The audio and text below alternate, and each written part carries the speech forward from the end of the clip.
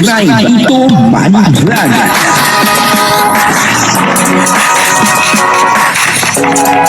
Payagan po si Tito Manny Vlog na mag-reactor para pambiling gamot sa kanya pong karamdaman. Simple si Kalinga Edu, pero marami na po palang na-embes. Etong si Kalinga Edu, talagang pinaghahandaan niya yung kanyang future. Siguro ang lahat ng ito ay siyempre para sa kanyang pamilya at para din po sa kanyang magiging asawa. Papanoorin po natin yung video at siyempre bibigyan po natin to ng konting reaksyon. Pero bago po yan, ako muna po bumabati sa inyong lahat ng magandang umaga, magandang tanghali at magandang gabi sa inyong lahat mga kapatid. Saan man kayo ng panig ng mundo naroon ngayon ay mag-iingat kayo palagi at papalain kayo ng ating Panginoon. Maraming salamat din po sa patuloy na tumatangkilik sa aking YouTube channel at nanonood sa aking video reaction. Patuloy lang po natin suportahan sila Kuya Bal Santos Matubang, Kalinga Prab, Ate Edo Vlog, Jack Tapia at yung mga kasamahan ko pong reactor sa Kalingap. Ganun din po yung mga charity vlogger na Kalinga partner. Ito po yung video na kung saan dito ay makikita po natin na talagang marami na pong na-invest etong si Kalinga Edu. At talagang lahat po ng kanyang kinikita ay hindi niya po sinasayang. Talagang iniipon niya para siguro siyempre sa kanyang pamilya at sa kanyang magiging pamilya at magiging asawa. Kumbaga at ang kabuuan po ng video itong ay mapapanood po natin sa YouTube channel ni Kalingap Edu. Supportahan po natin Kalingap Edu. So yun po, alam nyo na siguro kung anong ibig sabihin nun guys.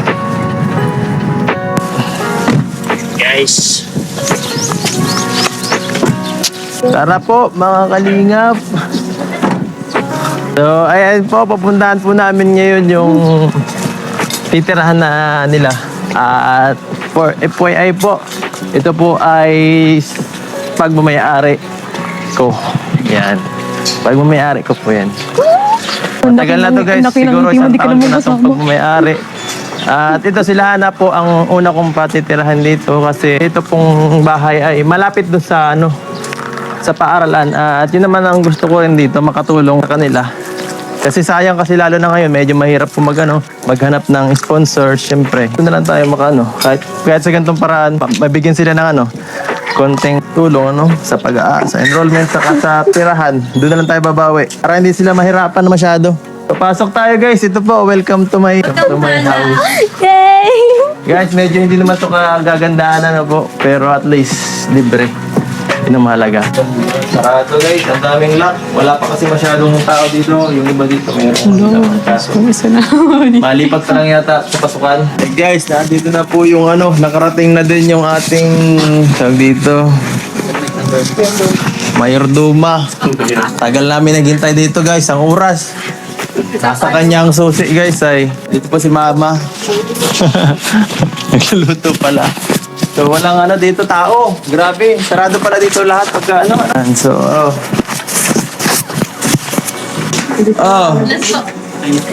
na. Dito na daw sila titira.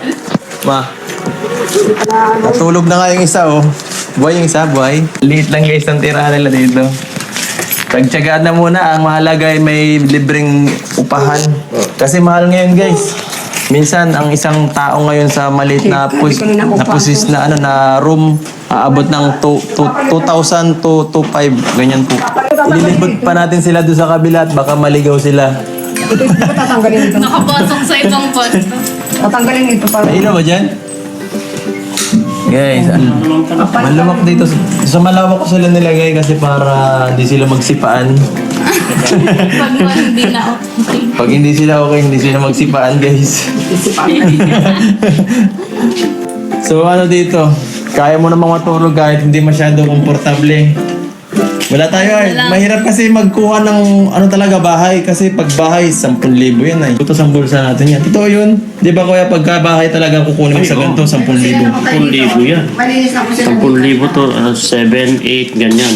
Oo, mahirap yung ganon ano. Kasi pagka ganon, parang isang isang semester na Oo, halos. sayang din. Sayang ano, pagka ganon. Sayang din yung pang-upa mo, gagamitin mo na lang. Tiyagaan na lang kasi yun naman ang mahalaga. Yung mahalaga yung makatapos kayo. Ang ganda. At least safe naman dito. So, tara, iram turta siya para kung saan sila mag-ano. Guys, may CR man dito. O maging ano lang tayo, maging malinis lang tayo. Masyadong ano kasi respect na lang baga sa ano. Ito para sa may-ari. So, yun lang, yun tuloy yung tubuan. Para kung sakali, o dito ang labahan. No? Oh, kuya. Ay, grabe. So, 18 ka yun na. nga po, ito po yung aking na-invest dati. Paano ko talaga to gamitin din sa pinapat-aral nating estudyante ko para hindi sila masyado mahirapan sa lalo na ngayon, ang dami natin pinapaaral. Para makatipid. At least sila lang pinakamalapit sa Grabe po, simpleng-simple lang. Etong si Kalinga Pedro, simpleng mayaman. Etong si Kalinga Pedro, palibasa nga, tahimik lang etong si Kalinga Pedro. Pero nakita po natin, marami na po siyang nai-invest. At eto nga, pinakita niya yung isa sa kanyang na-invest. Ito po daw ay 1 taon na mahigit. Pero ngayon lang po natin nalaman.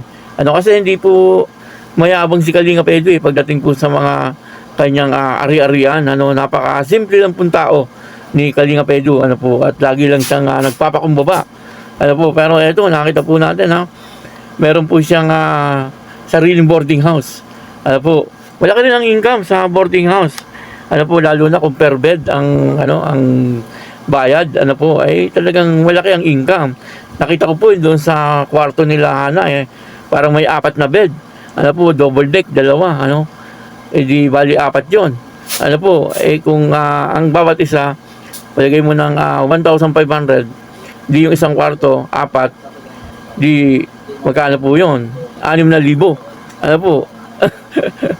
Yun naman po ko lang. Parang haka-haka ko lang.